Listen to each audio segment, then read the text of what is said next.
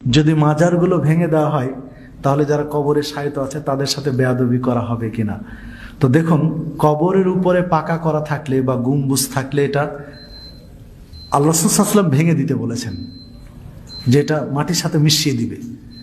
তো এখন আপনার যিনি ওখানে শায়িত আছেন, একজন বুজুর্গ ব্যক্তি, তো তার সম্মানটা বেশি না রাসূল সাল্লাল্লাহু আলাইহি ওয়াসাল্লামের নির্দেশটা সম্মানটা বেশি? অবশ্যই রাসূল সাল্লাল্লাহু আলাইহি ওয়াসাল্লামের সম্মান বেশি। ভেঙে দেওয়াটাই তার সম্মান। কারণ একটা হাদিস আজকে জুমার খুতবায় বলেছিলাম যে আনা আগনা শুরাকা, মানে আমি যে শিরক করা হয় শিরক থেকে মুক্ত, আল্লাহ বলছেন হাদিসে কুদসি। শেষ পর্যায়ে গিয়ে বলেছেন যে ব্যক্তি মান আমিলা আমালান, যে ব্যক্তি কোনো আমল করলো আশরাকা মাই, আমার সাথে শিরিক করলো, গায়রা, অন্য কাউকে, তারাকতু ওয়া শিরকাহু, আমি তাকে এবং তার শরীককে উভয়কে প্রত্যাখ্যান করি।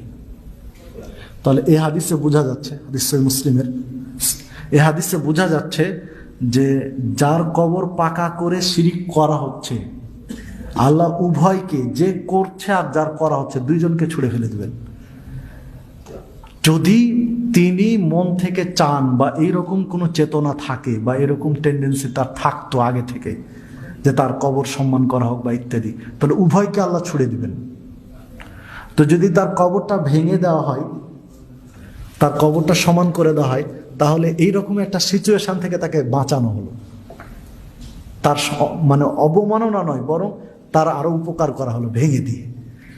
আর মুহাম্মদ বিন ইবনে আব্দুল ওয়াহাব নাজদি, তিনি যখন সংস্কার কার্য পরিচালনা করেন আরব রাষ্ট্রে, তখন সাহাবীদের কবর, সাহাবীদের কারো কারো কবরের উপরে গম্বুজ বা কিছু ছিল, এটা ইতিহাসে বোঝা যায়, সেটা কিন্তু তিনি ভেঙে দিয়েছিলেন।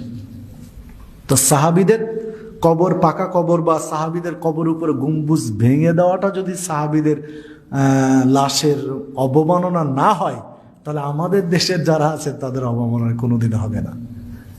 জাযাকাল্লাহু খায়র।